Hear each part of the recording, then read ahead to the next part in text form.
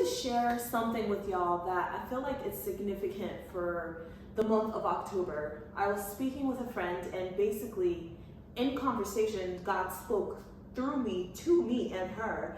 And I feel like this word has resonated with so many people that it would be a shame not to share and impart. How would you feel if somebody was trying to ask you to do something for them, but they kept throwing back in your face every time that they called on you and you didn't come through?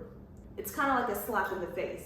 So God was showing me that's sort of how it is in this season when He's trying to speak to us and tell us that the thing that He has for us is about to manifest, but we remember a track record of when we wanted Him to show and He did it. When oftentimes, in the first place and foremost, He is the God who is omniscient and all-knowing, and so He won't give us things when we ask for it because we didn't need it at that time, nor was it a good desire to have in the first place. We all have those moments where we remember when, right? We thank God for the things that He didn't do, for the prayers that He didn't answer. Well, in the moment, it feels like it was urgent and it feels like you were disappointed.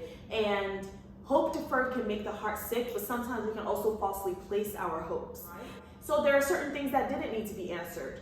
Or there are times where the enemy and the forces of darkness, whatever you want to call it, can intervene in God's will. Daniel prayed and God said, the moment you prayed, the answer was sent, but a principality held up the answer from manifesting, and he had to travail for that answer. So why are we so quick to blame God when things don't come true, when we aren't even disciplined to do the bare minimum?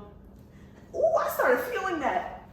When we aren't even disciplined enough to do the bare minimum that He asks us to do, but we expect a perfect track record from Him when we don't understand the full picture.